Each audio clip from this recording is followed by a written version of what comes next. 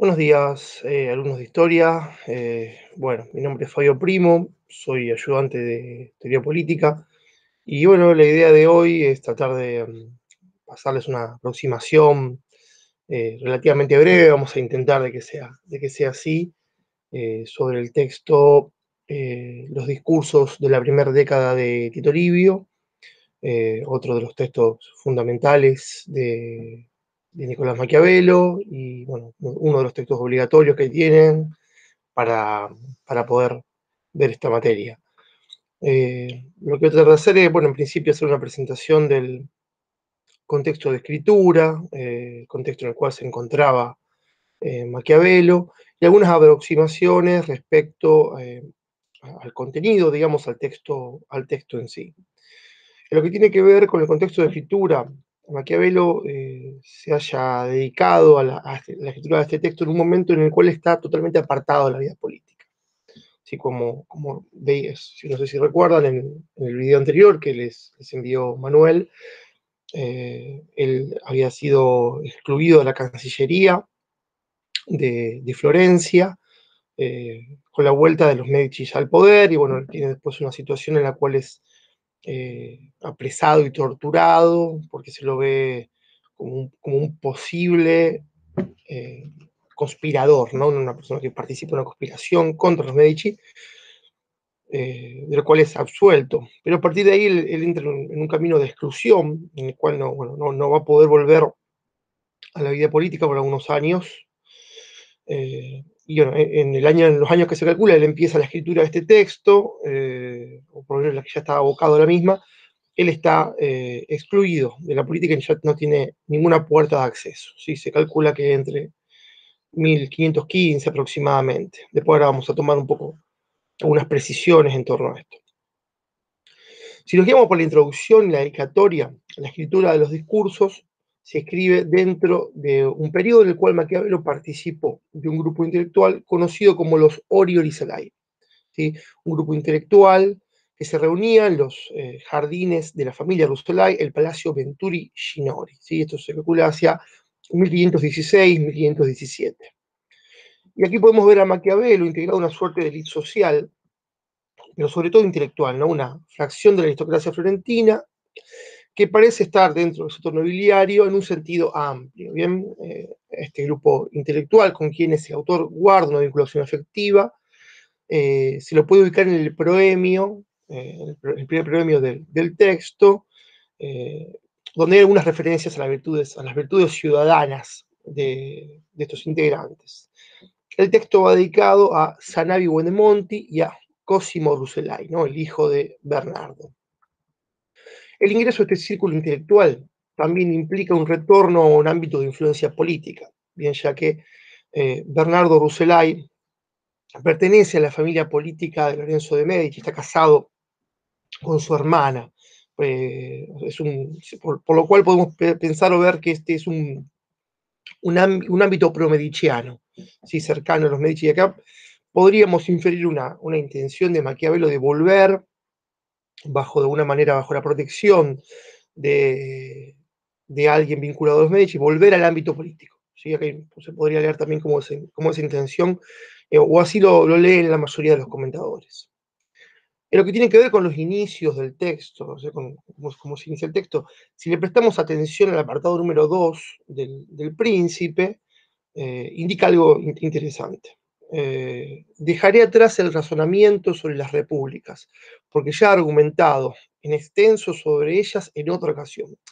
Si leemos esto, o sea, lo que se refiere a los principios de la escritura del texto, daría la sensación de que los discursos fue iniciado en un periodo anterior, digamos, al ingreso a este círculo intelectual, y que fue presentado como una obra en este círculo, ¿sí? Pero que su escritura inicia en un periodo previo, en un momento en el cual Maquiavelo estaba todavía vinculado a la política florentina y que podría empalmarse con el momento en el que escribe El Príncipe, ¿no? Por lo menos los inicios de ese texto. Sobre esto hay comentaristas que plantean cosas diferentes, digamos. Félix Gilbert plantea que en realidad hay un texto sobre la República de Maquiavelo que no hemos encontrado, que al cual no hemos tenido acceso o ha desaparecido. Y otros autores, como Hans Baron, consideran que este agregado, digamos, al príncipe es posterior, digamos, ¿no? Se da justamente en este contexto, cuando Maquiavelo ya estaba lanzado a la escritura de los discursos. Pero bueno, se supone que lo que podemos ver acá, que hay algunos temas comunes entre el príncipe y los discursos, y esta hipótesis en la cual los discursos son escritos en un periodo previo o simultáneo al que tiene que ver con el príncipe, explicaría tal vez la justaposición de temas, digamos, hay temas comunes a un lado y al otro, sobre esto voy a volver en breve. Los discursos en sí suponen un libro mucho más extenso y también mucho más denso que el príncipe, ¿no? La propia operación de referir a un texto histórico clásico como el texto de Toribio para atender a una polémica del presente, pero a su vez, como les ha planteado Manuel también en el video, leer esto a contrapié de lo que se plantea en la tradición, ¿no? Esto es un movimiento muy sofisticado, no es simplemente un texto polemista con un conjunto de consejos, sino acá hay una discusión política, escrita en la forma clásica del humanismo, ¿no? De retomar una obra clásica, de reverla y a partir de ahí proponer una suerte de diálogo, una escritura dialógica. Ustedes permanentemente van a ver que Maquiavelo está como dialogando con alguien y cita por lo menos autores del pasado, que son a los que hace relación, a los que toma y con los que intenta polemizar, ¿no? En realidad, ese movimiento está pensado para discutir fundamentalmente con los intelectuales que en el presente, que es su propio contexto, coinciden, ¿sí?, con el conjunto de saberes que se expresan en la obra clásica. Lo que tiene que ver con el texto en sí, dice al inicio que tomará un camino que no ha sido recorrido por nadie. Y esto es relevante, ya que se ubica a sí mismo como si fuera una suerte de navegante que va al descubrimiento de un nuevo mundo, ¿no? Como si fuera una suerte que estuviera próximo al descubrimiento de un nuevo continente. De la misma manera que en el príncipe se presenta como aquel que puede ver cuestiones políticas desde una perspectiva, ¿sí? Acá hay un cambio de la metáfora del navegante, como si fuera Colón o Vasco da Gama o Marco Polo, y acá en el príncipe hay otra metáfora que es la metáfora del artista plástico, ¿no? Que desde la perspectiva puede observar con mayor claridad, ¿no? Estos son dos movimientos típicamente renacentistas, ¿sí? Y acá dice algo interesante, dice que su objetivo es recuperar, ¿sí?, el ejemplo de los antiguos y sus enseñanzas que son imitadas en todos los aspectos de la vida, menos en el quehacer político. Para el autor resulta necesario reponer un saber que a su consideración está siendo soslayado, más allá del placer que esto pueda generarle a sus lectores, ¿no? Encara esta escritura como una tarea intelectual, pero vinculada a la acción, ya no al ocio. Acá no hay una acción de placer, acá hay una acción inquisitiva, ¿no? Un intento de reflexión, ¿sí? Esto toma una postura más bien moderna al defender la vida activa, ¿no? Esto es propio de un personaje, de una figura que no proviene de un ambiente nobiliario, sino que es más bien un profesional, eh, una suerte de sector medio, podríamos decir en el sentido amplio de lo que se implicaría un sector medio en el Renacimiento, pero un profesional de oficio y que, bueno, que vive de su trabajo de alguna manera. Entonces, acá hay una defensa clara de la vida activa, ¿no? De la vida reflexiva. Voy a empezar ya con el texto en sí mismo, en la introducción. Podemos ver en el primer apartado lo dedica a las diversas causas por las cuales una ciudad es fundada, ¿no? Dice, están aquellas que son fundadas por nativos, que se organizan para darse seguridad frente a amenazas varias. De las otras, que son aquellas fundadas por forasteros. De estas que son fundadas por forasteros hay básicamente dos. Las que son fundadas como colonias, ¿sí?, como que son ciudadanos de una ciudad que migran y forman una colonia, ¿sí?, que van a habitar, lo cual marca una dependencia política con otra polis, digamos, con una metrópolis. y aquellas que son fundadas por hombres libres, guiados por un príncipe o por el pueblo, como respuesta a una amenaza que los obligó a desplazarse. Sobre esto va a tomar muchos ejemplos. El ejemplo común que suele tomarse es el ejemplo de Moisés, sí, pero acá se está refiriendo muy claramente a Rómulo, ¿no? El primer rey de los romanos. También plantea que hay distintos tipos de repúblicas, ¿sí? Y va a decir, aquellas que tienen una fundación virtuosa, es decir, que gozan de un ordenamiento inicial, que no haya de ser corregido en el futuro, o sea, que no tuvo correcciones futuras, modificaciones en su constitución política, ¿sí? Y aquellas que no han tenido una fundación virtuosa, como Roma, ¿sí? Sino que fue la fortuna de la forma en la que se fueron dando los acontecimientos la que colaboró en dar a esto un ordenamiento que le permitiera devenir en potencia, ¿no? En ser ejemplo de virtud, por lo menos para Maquiavelo. Entonces, aquí empezará un juego, ¿sí? En el que pasado y presente se juxtaponen circunstancialmente en el texto, donde, como Manuel les explicaba en el video anterior y en la clase anterior, Roma y Florencia, ¿sí? Florencia sería como la nueva Roma, digamos, ¿no? La Roma eterna, ¿sí? Estaría encarnada por la ciudad de Florencia. Y Venecia vendría a empalmar más bien con Esparta, ¿no? Con esa ciudad donde el control político está siendo impulsado fundamentalmente por sectores nobiliarios. Ahora, sobre esto después va a incorporar algunos matices para diferenciar tanto a Roma de Florencia como a Esparta de Venecia.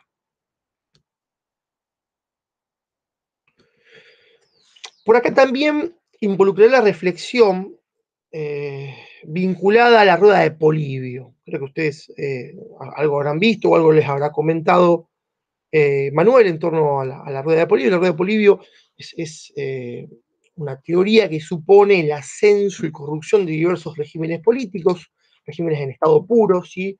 La monarquía, en principio, deviene en tiranía, y ante la tiranía surge el gobierno aristocrático. Frente al gobierno aristocrático se corrompe y deviene en oligarquía, y el pueblo se rebela, digamos, se inicia un proceso de estasi, y el gobierno aristocrático, el gobierno oligárquico cae, y lo que asciende es un gobierno democrático, y por último, o sea, o más bien, en el sentido más aristotélico sería, se genera una politeia, más bien, y luego cae este gobierno democrático y deviene neoclocracia, o deviene la licencia, ¿no? De la democracia a la licencia. Bien, esto es un poco lo que Maquiavelo va a retomar, pero simplemente para descartarlo, para decir, bueno, nadie podría ponderar jamás un gobierno de estas características, y ahí va a plantear una valoración positiva de los gobiernos mixtos, ¿no? Este es un giro claramente aristotélico en Maquiavelo, y no es un giro que podríamos decir que esté ahí sin ninguna razón. O sea, vale decir, en los Oliver y Selay funcionó hace unas décadas atrás, digamos, una academia platónica. Sí, por lo cual algunos comentaristas suponen que esta ponderación aristotélica está ahí para marcar una distancia intelectual con ese grupo, ¿no? Pero bueno, es una hipótesis de algunos comentaristas. Eh, Acá viene un aspecto rupturista y muy novedoso del florentino, cuando indica que Roma, al ser fundada como un reino, carecía de un legislador que la dote de un ordenamiento mixto. ¿Sí? Al ser una monarquía, en principio, no tenía los elementos, ese orden político para devenir necesariamente en un gobierno mixto donde todas las partes de la ciudad estén integradas. Y este ordenamiento mixto es propiciado por una situación que es la desunión entre el pueblo y los nobles, ¿sí? Este apartado de la desunión, ¿sí? También nos remite a otro apartado que está en el Príncipe, en el capítulo 9, en la parte en la que habla de los principados civiles. Y en los discursos, como en el Príncipe, hay una suerte de valoración positiva del conflicto, ¿sí? Algo que es totalmente contrario al consenso optimate que tendía a prevalecer en los ámbitos intelectuales de la élite florentina, ¿sí?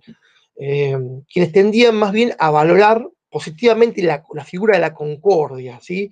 Ya que entendían que el conflicto es la causa del deterioro y la corrupción de las ciudades, ¿sí? La concordia, o sea, poner el corazón, concordi, ¿sí? Era algo que era muy, muy valorado como un signo, un buen signo del buen gobierno. Y esto, para ejemplificarlo y para tomar también una cita plástica, esto lo pueden ver muy claramente en un cuadro que se llama Alegoría del buen y del mal gobierno, de Pietro y de Ambrogio Lorenzetti. ¿Sí? Es un cuadro que está en Siena, es un mural enorme que está en Siena, y donde cuando ustedes ven en la Concordia es una de las consejeras, si se quiere, del buen gobernante, y esa Concordia lleva en las manos unos cepillos y unas limas, ¿sí? Esos cepillos y unas limas están ahí de alguna manera para quitarle filo y punta a las armas, digamos, ¿no? Aquellas armas a las armas blancas, ¿sí?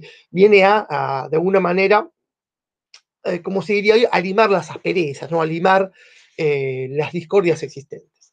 En cambio, en la alegoría del mal gobierno, van a encontrar que va a estar la discordia, que sería una suerte de traducción del conflicto, que a diferencia de la Concordia, que es una dama bien vestida, bien presentada y muy, muy afable, la discordia suele presentar el pelo sobre su rostro, ¿sí? Y la discordia también la van a encontrar en otros cuadros florentinos, pero en otros cuadros renacentistas.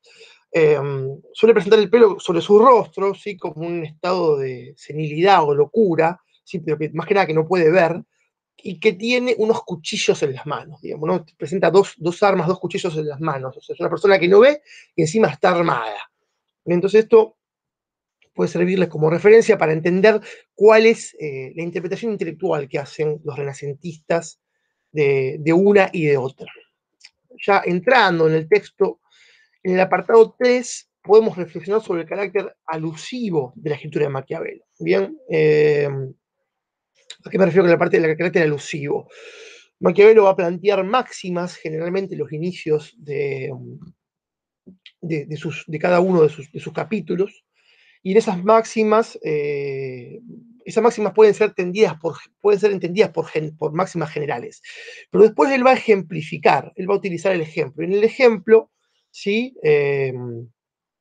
Vamos rápidamente a ver que eso está circunscripto a una particularidad, no a lo universal. O sea, aquellas máximas que tenían, si se quiere, un carácter universal, como aquellas que definen la naturaleza de los hombres, cuando son ejemplificadas con comportamientos particulares de algunos sujetos o de alguno de los humores de la ciudad.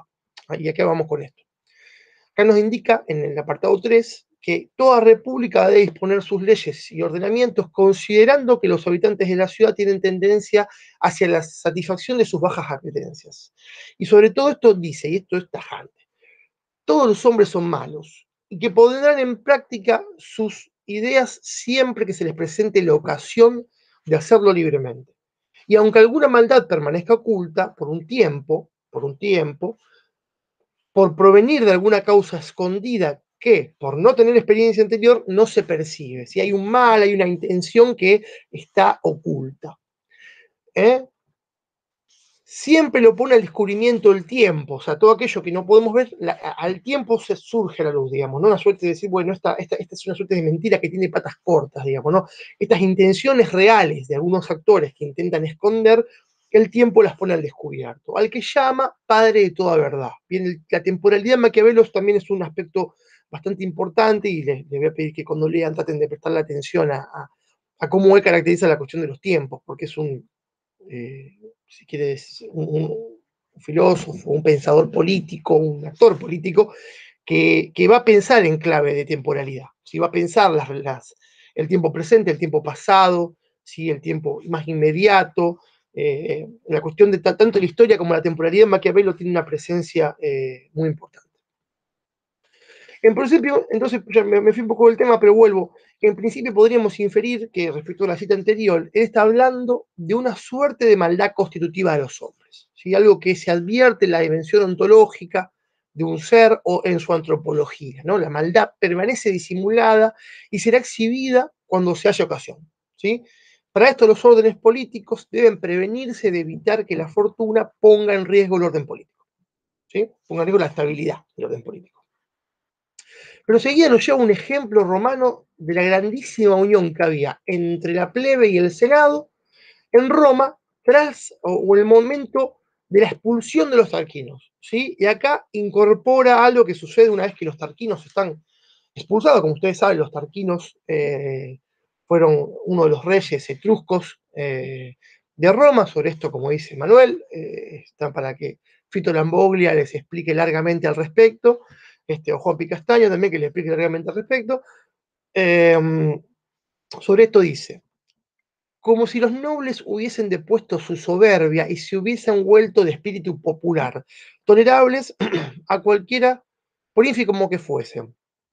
Esta impresión engañosa nacía de las causas que permanecieron ocultas mientras vivieron los tarquinos, pues la nobleza, teniendo miedo, por otra parte, de que la plebe no se uniese si era maltratada, se portaba humanamente con ella. Pero apenas murieron los tarquinos y se desvaneció el temor de los nobles, comenzaron a escupir contra la plebe el veneno que habían escondido en su pecho. ¿Sí? Dice, esto es muy importante. Y la ofendían de todas las maneras posibles. Bien, acá esto es una cuestión muy, muy importante. Vale decir entonces al respecto que en este apartado, que se venía a poner en duda entonces la máxima anterior, esta máxima universal de la maldad ontológica de los hombres, y acá atenderá la idea que hay una particularidad, y esa particularidad es la insolencia, la soberbia, ¿sí? La capacidad de ofender que profesan los sectores nobiliarios, los grandes, ¿sí? Lo que se va a llamar los grandes. Por otro lado, el autor advierte algo interesante acá en torno a de dónde surge esa insolencia. Dice que proviene de dos temores: el temor a los tarquinos, ¿sí? Por un lado, y el temor a la plebe. Y que entiende que si la plebe se ve ofendida por los nobles, puede dar su apoyo a la familia real. ¿Tá? Entonces, aquí aparece la ya mencionada previamente en el príncipe, la unión entre el príncipe y el pueblo, en donde el primero funge como defensa frente a la soberbia y ambición de los grandes. ¿Sí? El príncipe funge acá como una suerte de escudo, ¿no? Que se va a interponer y que por lo menos va a defender de la ambición de los grandes, de la soberbia de los grandes al pueblo. Esto ya lo podemos notar, como decía yo, en el capítulo 9 del Príncipe, lectura recomendable. Bueno, perdí. Vamos a ver a dónde retomamos. Ah, bien. Bueno, a partir de este punto, Maquiavelo ha presentado a todos los autores, a todos los actores de su reflexión, ¿no? Ha presentado al pueblo, ha presentado a los grandes, ha presentado al príncipe, que son quienes forman parte de sus otros textos políticos, ¿no? También lo ven en el príncipe. Pero a diferencia de este, también van a notar un cambio en el acento de los temas. ¿Sí? Ya no se habla, como en el libro del príncipe, de autoridad, de seguridad y de estabilidad que tiene que tener un gobierno, y en su lugar aparecen otros conceptos políticos de otro tenor y pertenecientes, si se quiere, a otro tipo de tradición. Así que se habla más bien de la ley, de la libertad y de su perspectiva en torno a los conflictos, ¿no? Eso ya es un concepto que él incorpora, pero en clave de una discusión hacia adentro del campo republicano, de lo que él considera el campo republicano. Entonces, a partir de todo esto que dije hasta acá, yo quisiera proponerles dos claves de lectura, que voy a hacer lo posible porque sean los más breves posibles, para que ustedes puedan entrar al texto de los discursos. Por un lado, lo que yo llamo el vínculo complementario, ¿sí? El vínculo entre pueblo y príncipe. Hay un vínculo complementario, como ya reflexioné, ese vínculo no es siempre igual, no es invariable, ¿sí? Pero existe. Y el vínculo también, un vínculo ahora antagónico entre pueblo y grandes, ¿no? Un vínculo de confrontación, ¿sí? También variable, pero de confrontación entre el pueblo y los grandes. En el capítulo 11 y 12 ya hace referencia al gobierno de Rómulo y de Numa Pompilo, ¿sí? Y acá va a hablar del tema del rol de la religión para apaciguar los ánimos de la plebe. Lo que comenta es que Rómulo encontró la ciudad y tuvo que reorganizarla, ya que esta estaba corrompida. O sea, también esto es interesante para que lo vean. En los inicios de Roma, Roma se nace habitada por criminales, por piratas, por personas que están huyendo, bueno. por una composición social bastante diversa y que podríamos decir bastante baja, ¿sí? De baja estopa, pero que él le da un ordenamiento para que esa ciudad más o menos funcione. Pero bueno, a pesar de esto, no fue suficiente para que esto continúe a posteriori. Y al asumir Numa como rey, tuvo que apelar para poder él confrontar a la ferocidad del pueblo, tuvo que apelar a las referencias de la religión gentil, ¿no? Tuvo que hablar en la lengua de la fe y del credo del pueblo, ¿sí? Fundamentalmente de los oráculos, del culto a Júpiter, ¿sí? El culto a diferentes deidades. Y acá lo que va a plantear es que Numa tuvo que simular que recibía los consejos de una ninfa que se llama Egeria, ¿sí? Para poder relacionarse con ese pueblo y para que éste recibiera sus propuestas, sus modificaciones institucionales de una manera dócil, ¿no? Para que no fuera confrontado. ¿Bien? Pero el apartado también dice algo interesante. Dice, cuando los oráculos empezaron a predecir, según convenía a los poderosos, los pueblos descubrieron esta falsedad y los hombres llegaron a ser incrédulos y capaces de perturbar todo orden bueno. Entonces acá podemos decir que hay dos tipos de usos de la fe por parte de un príncipe, ¿sí? O incluso de un principado o de una república. Aquel que sirve al establecimiento de una religión civil que disciplina al pueblo, digamos, internamente y lo encolumna, ¿sí? De alguna manera, y, y la que en realidad esconde mal los intereses de los grandes y hace que el pueblo pierda esa fe, ¿sí? Marca una distancia y marca dos tipos de alguna manera de apelación a la fe. Entonces, y marca, si quiere, un resguardo, ¿no? Que hay que cuidarse de no hacer tal cosa, ¿no? Como algo que siempre suele decir, es conveniente no hacer esto, en general, ¿no? Como diría el príncipe, entre ser temido y ser amado, es preferible ser temido, pero por sobre todas las cosas es preferible no ser odiado. Bueno, acá hay un consejo similar. Si es preferible no hacerse odiar por el pueblo, haciendo un uso de la religión que beneficie a los grandes. En el capítulo 28 y 29 del mismo, el autor utiliza un recurso similar al que aplica el capítulo 5 para los nobles y el pueblo, ahora lo voy a retomar, en el cual busca identificar cuál es el sujeto más virtuoso en función de sus comportamientos y necesidades, ¿no? Y la temática presentada se orienta por ver quién es más ingrato, si el pueblo o los grandes son más ingratos. Y toma el ejemplo de un escenario en el cual, bueno, un príncipe tiene que afrontar la vuelta de un capitán que vuelve victorioso de una expedición militar a una ciudad, ¿no? Entonces, eh, él plantea que un discernimiento, dice, bueno, la ingratitud principesca proviene del apoyo que un capitán afamado genera en sus súbditos y sus ejércitos. Esta situación puede poner en riesgo su trono y dar lugar a conjuras en su contra, ¿sí? Y entonces va a decir, va a rescatar algunos aspectos de cómo el pueblo es diferente al príncipe. Dice, el pueblo es menos ingrato que el príncipe, pero debe discernir con seguridad de no ofender a aquellos ciudadanos que debería premiar y sospechar de aquellos a quienes debería confiar, ¿no? También dice que el pueblo puede equivocarse y debe ser cuidadoso de en quién confía y en quién sospecha y a quién premia y a quién ofende, ¿no? Entonces hay una comparación en la cual el pueblo es menos ingrato, pero tal vez tiene menos discernimiento que el príncipe.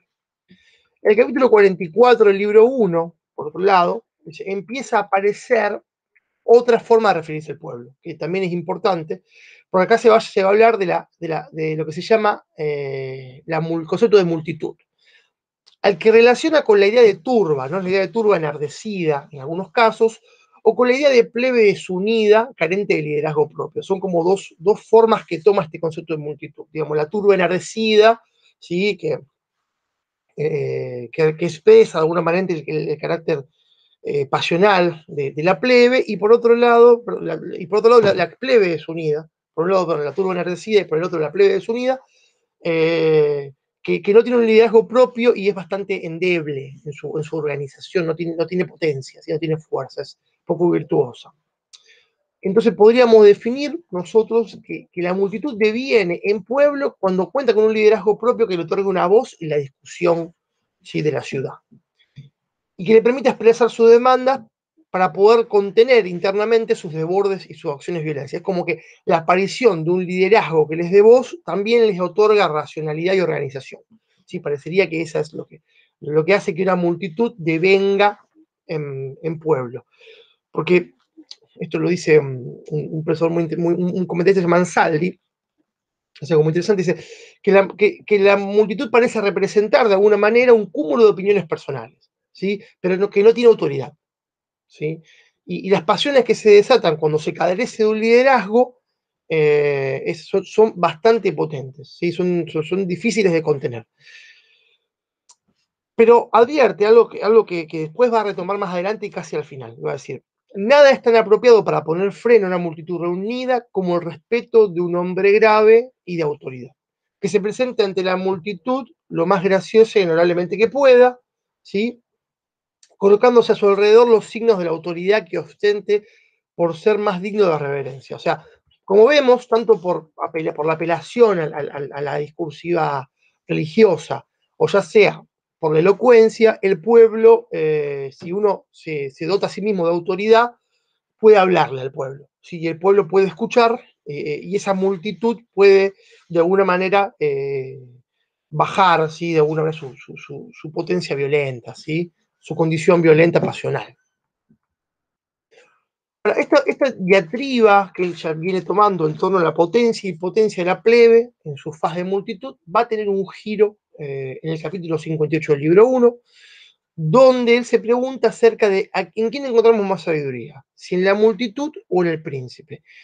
Y aquí comienza un extenso discurso destinado primero a contradecir la interpretación histórica de los antiguos, ¿sí?, de Tito Livio y de Tácito, pero a su vez a polemizar políticamente con la interpretación de los intelectuales contemporáneos, conservadores, que podemos entender, muchos de estos están vinculados a los Orioricelai, ¿sí?, y que en el presente son defensores del modelo veneciano, o sea, que esperan que Florencia se transforme en una república serena.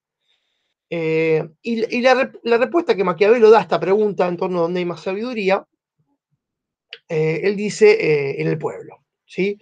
Y va a decir llanamente, dice, porque el pueblo licencioso y tumultario, ¿sí? Porque el pueblo licencioso y tumultario, un hombre bueno puede hablarle y llevarlo por buen camino, pero a un mal príncipe nadie le puede hablar, y contra él no hay más recurso que la espada. ¿Sí? Entonces, hay como dos mecanismos acá que son importantes y que siempre va a estar presentes en Maquiavelo, ¿no?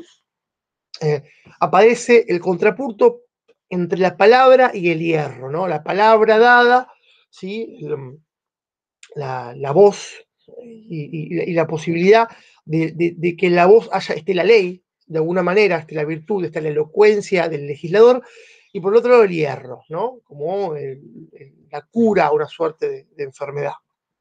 O sea, la palabra se escribe en la esfera pública de la opinión, libremente dada, y le aporta racionalidad a la multitud, que guarda sabiduría en su predisposición a ser persuadida. El hierro es la cura del exceso, o sea, digamos, ¿no?, de un príncipe que deviene en tirano, haciendo de su investidura el instrumento para alcanzar un bien personal, ¿sí? La multitud puede constituirse, a pesar de su debilidad interna, en la salvaguarda de las libertades civiles, ya que la crueldad de la multitud se ejerce contra aquellos de los que teme que se pondere el bien común, de la que el príncipe se dirige contra el que teme que le arrebate su propio bien. Entonces, la multitud está vinculada a la idea de bien público y el príncipe acá, que se ha transformado en un tirano, deviene en el bien privado, ¿sí? Y esto marca el pulso de la argumentación. Por eso, por lo que vemos, la relación entre pueblo y príncipe es una relación que ondula, que es variable, digamos, el pueblo no es pasivo frente al príncipe, y el príncipe tampoco puede hacer lo que quiera con el pueblo. Hay una variabilidad ahí en esa relación. Esto es muy difícil, muy diferente a lo que él planteaba en el príncipe, ¿no? Él plantea que si el príncipe puede ofrecerle protección al pueblo y de alguna manera cubre sus necesidades, el pueblo le va a ser fiel. Acá se inscribe la variación, hay una variación que es importante entender. Bueno, vamos a pasar entonces al segundo vínculo que les había planteado como clave de lectura, que es el que tiene que ver con el vínculo entre el pueblo y los grandes. Y acá, muy tempranamente, en el capítulo 4 va a decir, esto ya es un posicionamiento de Maquiavelo que hay que atender muy claramente. Creo que los que condenan los tumultos entre los nobles y la plebe atacan lo que fue la causa principal de la libertad de Roma, y se fijan más en el ruido y gritos que nacían de esos tumultos que en los buenos efectos que produjeron. Y consideran que en toda república hay dos espíritus contrapuestos, el de los grandes y el del pueblo. Y todas las leyes que nacen se hacen en pro de la libertad, surgiendo de la desunión entre ambos, como se puede ver fácilmente por lo ocurrido en Roma. Bien, acá esto es muy, muy interesante. Como yo les decía previamente, acá Maquiavelo está totalmente a contrapié de la tradición y a contrapié de sus contemporáneos, es una posición totalmente sui generis. Y al parecer hay una preocupación por los efectos, ¿sí? La preocupación de los efectos, no tanto por el hecho. ¿Sí? Maquiavelo, una buena clave de lectura es ver los efectos de la acción. Maquiavelo, una buena clave de lectura es ver cuáles son los efectos de la acción. Y los efectos de la acción son los siguientes, que en Roma la confrontación civil, perdón, no derivó en extremas injusticias ni arrastró a sus ciudadanos a enfrentamientos sangrientos. Bien, esto es importante. Y esto, bueno, él después lo va a llevar, lo va a profundizar en otro texto que va a tener posteriormente, otro libro que sí publicó en vida, a diferencia de los discursos y del Príncipe, el libro La historia de Florencia, donde él va a hablar que en cada ciudad, los humores del pueblo van a ser diferentes, ¿sí? Va a haber variabilidad, o sea, no todos los pueblos son iguales, no todos los pueblos tienen la misma, ¿cómo decir?, la misma esencia, ¿sí? Puede haber un comportamiento que podríamos llamar que es ontológico, que se encuentra en todas las ciudades, que es la de la confrontación entre aquellos que quieren dominar y aquellos que no quieren ser dominados, pero al mismo tiempo el humor de ese pueblo que no quiere ser dominado es diferente en Roma al de Florencia o al de Venecia o al de Atenas, supongamos, ¿no? Esto es relevante.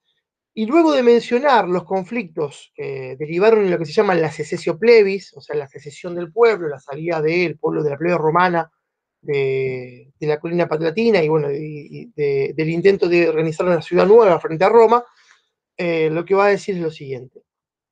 Toda ciudad debe arbitrar vías por donde el pueblo pueda desfogar su ambición, sobre todo las ciudades que quieran valerse del pueblo para asuntos importantes. De esta era la ciudad de Roma, que lo hacía de esta manera. Cuando el pueblo quería que se promulgase una ley o protestaba la forma que hemos descrito o se negaba a rolarse para ir a guerra, de modo que era preciso aplacarlo, satisfaciendo al menos en parte sus peticiones. Además, los deseos del pueblo, y esto es muy relevante que lo tomen, porque acá hay otra comparación, dice, además los deseos del pueblo rara vez son dañosos a la libertad, porque nacen de sentirse oprimidos o de sospechar que puedan llegar a estarlo. ¿Sí? Entonces, acá hay otra comparación. Entonces, vamos a repasar todos los elementos de este apartado. Dice, por un lado, lo que tiene que ver con el carácter insolente y soberbio, ¿se acuerdan que hemos hablado de la nobleza? Acá aparece un aspecto, una pasión, una forma afectiva del pueblo que es la ambición.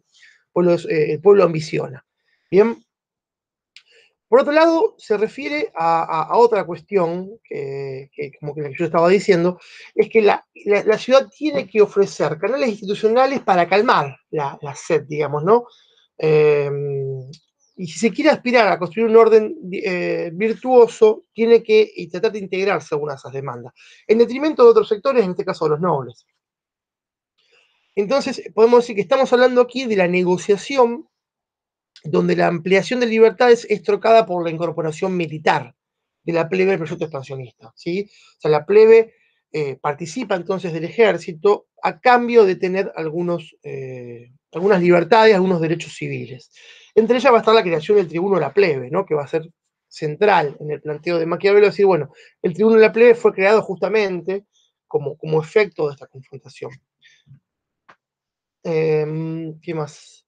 Bueno, queda claro que el autor vuelve a darle centralidad a esa argumentación, o sea, la idea de canalizar políticamente las causas del malestar social, se reducen los niveles de Stasi, ¿no? Los niveles de confrontación. Cuando se logra canalizar ese malestar, se puede reorientar esa energía, ese humor plebeyo, hacia un frente externo. Y que ese malestar no desgarre la ciudad, ¿no? Que esa violencia se reoriente hacia un enemigo externo a la ciudad. Y que no termine por llevar a la licencia. Bien, hay una suerte de metabolización institucional de los conflictos sociales. Esto es relevante. Y la incorporación civil de la plebe potencia las posibilidades de garantizar la libertad de la ciudad frente a las amenazas externas, incluso permite exteriorizarlo. Esto es novedoso en Maquiavelo y tiene mucho que ver con su nuevo proyecto, digamos, un proyecto de que las ciudades no dejen de utilizar mercenarios para poder garantizar su defensa o los ataques a otras ciudades, y que se empiecen a valer de la vieja figura del ciudadano soldado, ¿no? El legionario, que en este caso proviene de las clases populares y que es leal a Roma, fundamentalmente, ¿no? Bueno, acá el autor cierra hablando del tema de la ambición, y la ambición del pueblo es una ambición particular, porque es una ambición que rara vez es dañina a la libertad. ¿Sí? A diferencia de la soberbia de los nobles, que puede generar un alto grado de inestabilidad, la ambición del pueblo rara vez es dañina a los derechos ya existentes, porque surge de la condición de verse subordinado o del peligro futuro de verse subordinado. Él lo va a decir claramente, al tiempo que toma centralidad en la percepción de los actores, ¿no? El horizonte de expectativa que el pueblo tiene juega un rol central en los comportamientos y los tipos de afectos que se desatan. La cuestión afectiva es muy importante también que la puedan ver en el texto. Esta relación entonces entre pueblo y libertad también constituye un eje central en el discurso maquiaveliano, donde se empieza a visorar un mayor acercamiento a un tipo de república donde el pueblo, bueno, tiene una preeminencia política, ¿sí? O sea, donde el orden a constituir se asemeja a un gobierno popular. ¿Sí? Podríamos decir que hay una república conflictiva con orientaciones hacia lo popular en Maquiavelo. El autor vuelve a retomar este lazo entre dos conceptos centrales, como son el de pueblo y libertad, arribando a una pregunta sobre si es más benéfico poner la libertad de la ciudad al resguardo de los nobles o del pueblo. Y primero va a plantear lo que se piensa en estos días, dirá, los lacedemonios y en nuestros días los venecianos la ponen en manos de los nobles, en cambio los romanos la confieren en la plebe. ¿Sí? Y dice, busco la cita porque es importante, en cuanto a las razones, colocándome en primer lugar del lado de los romanos, creo que se debe poner como guardianes de una cosa a los que tienen menos deseo de usurparla.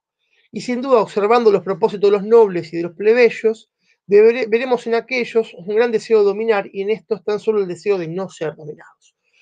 Por consiguiente, mayor voluntad de vivir libres, teniendo menos poder que los grandes para usurpar la libertad.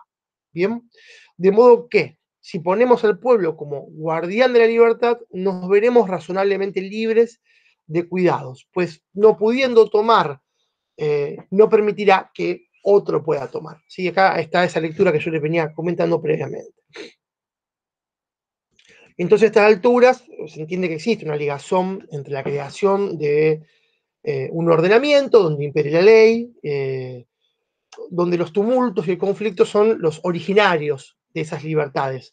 Acá se tratan tres términos que son ley, conflictos y libertad, ¿no? Están atados entre sí y quedan inscritos en este tipo de orden republicano popular que yo le estaba manifestando. Acá Maquiavelo, según un comentarista, se llama John McCormick, está iniciando una tradición que él caracteriza como una tradición democrático-popular, sí, que se contrapone a una forma de entender la república en una clave más bien nobiliaria o optimate. ¿Sí? Esto es lo que plantea John McCormick, uno de los comentaristas más relevantes para leer de los últimos tiempos. Bueno, nuevamente Maquiavelo va a retomar una deliberación, una discusión con los intelectuales contemporáneos, a los cuales va a aludir apelando nuevamente a los antiguos, sobre un tema que, como una suerte de pulsar, va a ir y volver en el texto, que es el tema de por qué la República devino en el cesarismo y luego en el imperio, ¿no? Por qué hubo una decadencia de ese espíritu republicano? Y él acaba de discutir con los clásicos, porque los clásicos van a ver en el nudo central que va a estar en la ley agraria, ¿no? Ahí, en la ley agraria propuesta por los gracos, ¿sí? Como la cuestión de la distribución de las yugadas de tierra que eran anexadas cada vez que una nueva provincia ingresaba al imperio, que en esa anexión haya distribución de tierras para los soldados, ¿no? Para el pueblo, y que no quede todo en manos de los nobles. En esto los antiguos ven como la causa del deterioro. Y él responderá con dos preguntas, primero, ¿no? En función de, bueno, ¿quiénes son para una república los hombres más perjudiciales? ¿Los que quieren adquirir o los que no quieren perder lo adquirido? ¿Quién es más ambicioso? ¿El que desea mantener el honor ya adquirido o el que quiere adquirir lo que no tiene? Bien, nuevamente en Maquiavelo aparece nuevamente la dualidad, ¿no? Hay como dos formas de ambición diferentes. El que ambiciona algo nuevo, porque no tiene nada, y aquel que ambiciona más, sí, porque teme que aquello que tiene puede estar en peligro. Entonces ambiciona más. ¿Sí? Es más, que quiere más cosas para verse más válido. Y a esto responderá. Son causados la mayoría de las veces por los que poseen, pues el miedo de perder genera en ellos las mismas ansias que agitan a los que desean adquirir, porque los hombres no les parece que poseen con seguridad lo que tienen si no adquieren algo más. Si aparece la figura de la seguridad, esto es irrelevante. Y esto se añade que teniendo mucho, también tienen también mucho mayor poder y operatividad para organizar alteraciones. ¿Sí? O sea, acá hay una cuestión de una suerte de asimetría, ¿no? Entre los que tienen mucho y los que no tienen mucho. Más aún, sus maneras descorteses y soberbias encienden en el pecho de los desposeídos la ambición de poseer.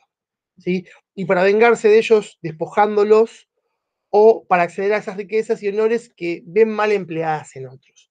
Bien, el pueblo, al verse maltratado, quiere de alguna manera acceder a esos bienes materiales. Entonces, él va a plantear acá dos ordenamientos que para los antiguos son ejemplos porque excluye al pueblo y en esa exclusión del pueblo se anula la confrontación y se anula, si quiere, también la polarización entre las ambiciones. Entonces da el caso espartano y destaca el ordenamiento de Licurgo. Y dice, de quien estableció mucha igualdad en esencia, lo que en otro texto llamará igualdad sustantiva, y poca de categoría, o poca formal. Lo que se podría decir que la exclusión en el reparto de cargos públicos no implicaba necesariamente una desigualdad material, ya que en Esparta todos eran pobres, ¿sí? Tanto los que accedían como los que no accedían. Y va a poner incluso un inciso más diciendo, bueno, en el caso de que los cargos generen algún tipo de inconveniente, eh, no, el rey está ahí para intervenir en ese accionar. Y dice, Roma hizo algo que ni Venecia ni Esparta, porque va a hablar ahora también de Venecia, de la cual va a decir que en realidad no hay nobles, no hay una nobleza que de alguna manera venga de estirpe, sino que lo que hay son gentilómenes, ¿no? Gentilómenes que serían como caballeros, que en realidad son básicamente comerciantes venecianos, que son los que fundaron la ciudad, y que decidieron cerrar en algún momento el acceso a cargos públicos a quienes fueran asentándose en la ciudad posteriormente. O sea, como que artificialmente crearon una figura que no existía porque son gente del común, pero como tienen riquezas y fueron los primeros en estar en la ciudad, o sea, no se valen de un estirpe, sino de su riqueza, pudieron excluir. Entonces, acá él va a plantear la diferencia con respecto a Roma, porque Roma se apoya en su plebe para potenciar su capacidad militar, y esto fue habilitado por el ingreso de extranjeros. ¿Sí? El ingreso de extranjeros a la ciudad permitió que la ciudad creciera en densidad y que tuviera un importante ejército ahí disponible para llevar al campo de batalla. Lejos de cerrarse, Roma se abrió y eso le permitió no solamente expandirse, sino expandir de su mano la ciudadanía, ¿no? De la mano que se expandía Roma, se expandía la ciudadanía y junto con la ciudadanía se ingresaba al ejército. Entonces, sobre esto dice, como hicieron ambas cosas, lo que proporcionó a la plebe fuerza y aumento, permitieron que naciesen infinitas ocasiones de alterar el orden público. Pero si el Estado romano hubiera sido más tranquilo, habría tenido el inconveniente de ser también más débil, porque habría cerrado el camino para poder llegar a aquella grandeza que alcanzó. De modo que, quitando de Roma la causa de los tumultos, se quitaba también aquella de su engrandecimiento. Ya me estoy terminando, no voy a, calculo que 5 minutos más y ya lo cierro. En el capítulo 37 del libro, el autor retoma la discusión entonces sobre los efectos perniciosos de los tumultos en Roma y las ambiciones del pueblo. Y acá se va a abocar de lleno al argumento optimante, ¿no? El que ya veníamos mencionando, de las causas que derivaron la ruina de Roma. Entonces, él va a decir, como les decía previamente, que hay dos ambiciones, una de adquirir cuando no se tiene y otra de adquirir por miedo a perder lo que ya se tiene. Y obviamente la discusión está centrada en la ley agraria, sobre la cual va a plantear algo interesante, va a decir, en torno a la ley agraria. En uno de ellos se disponía que ningún ciudadano podía poseer más de un número determinado de yugadas de tierra, en el otro que los campos de los que se despojaba el enemigo debían ser divididos entre el pueblo romano. O sea, ponía un tope a la cantidad de tierras y por otro lado planteaba la redistribución de la tierra. ¿Sí? Suponía pues dos ofensas para los nobles, porque los que poseían más bienes de lo que permitía la ley, de hecho la mayor parte de los nobles se verían despojados de ellos, y además, al repartirse entre la plebe los bienes de los enemigos, se les cerraban a ellos el camino a incrementar sus riquezas. Bien, entonces acá aparece un tipo de reflexión relevante en torno a cómo los nobles perciben esta propuesta. El temor a perder y al no poder adquirir termina fundiendo en los nobles el deseo de libertad, ¿sí? El deseo contra la opresión, con el deseo de seguridad de sus propiedades, ¿no? Que hay un deseo, la vinculación que podríamos incluso decir claramente burguesa en los términos modernos, entre la protección de la propiedad y el deseo de libertad, ¿no? Lo que esconde un concepto de libertad.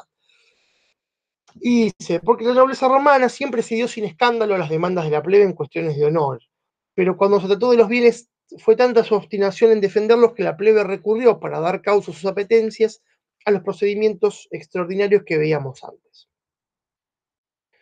Entonces, si seguimos la vinculación directa entre la promoción de la ley agraria y los efectos perniciosos, yo les decía, revean la cuestión de los efectos, podríamos inferir que los resultados del conflicto entre las partes es corruptor y no partero de las leyes, si seguimos esta reflexión, ¿no? Pero el autor ofrece un nuevo argumento con el intento de desmontar este discurso aristocrático, tanto el tradicional como el de sus contemporáneos, donde solo se ponderan los honores públicos y las virtudes ciudadanas, ubicando las causas de la obstinación y la insolencia en la pasión de los grandes. O sea, que él va a decir, bueno, acá no es tan así, acá hay una causa y es la obstinación de los grandes, lo que tenemos que atender. Porque es tanta la ambición de los grandes que si no es abatida por varias vías y procedimientos, pronto conduce a una ciudad a la ruina. Porque la contención de la ley agraria tardó 300 años en hacer sierva a Roma. Y sin duda esto hubiera caído mucho antes y la servidumbre si la plebe, con esta ley y otras demandas, no hubiera frenado siempre las ambiciones de los nobles. Entonces vuelve a su idea de que la plebe es, de alguna manera, la guardiana de la libertad, no los nobles. ¿Sí? Entonces, va a retomar. Lejos de ser la causa de la deriva tiránica y la ruina de las virtudes republicanas, el humor de la plebe sirvió como dique a la ambición de los nobles, que fuera presentado como causa primera de la corrupción. La existencia de una antropología negativa en el hombre como universal, como previamente parecía destilarse, tiende a perderse y vuelve el conflicto a marcar la pauta de que no hay órdenes predeterminados. ¿Sí? O sea, o sea, él va a discutir esta idea de esta sustancia pasional de la plebe, claramente acá. Y acá hay una operación relevante, que es la de dotar al pueblo de virtud. El pueblo, como plantean algunos autores, en este texto aparece como que está dotado de virtud, ¿no? Como que es el guardián de la libertad. Y esto funciona, como ya decía, como una crítica clara a los que defienden la República Serena de Venecia.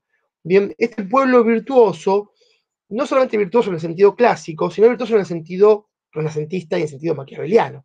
Es virtuoso en el sentido que es un pueblo potente, es un pueblo que tiene fuerza, un pueblo que puede darle fibra a una república y a un proyecto político, a un ordenamiento político. ¿Sí?